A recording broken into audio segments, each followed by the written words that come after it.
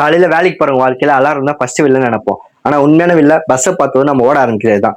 பஸ்ஸும் நமக்காக நிக்காது, நாமளும் வேலைக்காக நிக்க முடியாது. அதனாலேயே தினமும் காலையில வாழ்க்கையோட ஒரு சிறிய மேரத்தான் போஸ்ட் ஸ்டார்ட் ஆகும்.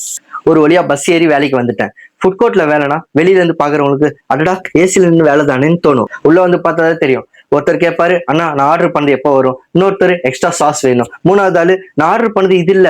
அப்போ நம்ம சிரிச்சுட்டே சொல்லணும், சரி சார், சாரி சார், நான் பாக்குறேன். ஆனா மனசுக்குள்ள காலையில பஸ்ஸுக்கு நான் ஓடி வந்து ஃபுட்பால்ல ஏறும் போது யாராவது என்ன பார்த்தாங்களா? ஆனா இங்க எல்லாரும் என்னதான் பாக்குறாங்க.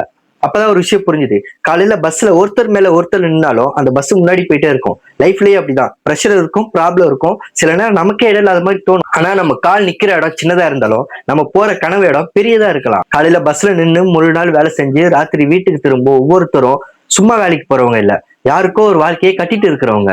இந்த மாதிரி நடந்த உங்க உண்மையான பஸ் ஸ்டோரி என்ன கமெண்ட்ல போட்டுட்டு போங்க. அடுத்த வீடியோல அதை பத்தி பேசுவோம். இப்படிப்பட்ட நம்ம வாழ்க்கையோட உண்மையான கதைகளுக்கு சப்ஸ்கிரைப் பண்ணி ஃபாலோ பண்ணிக்கோங்க. அன்புடன் சையத் அலிகான் டைரிஸ்.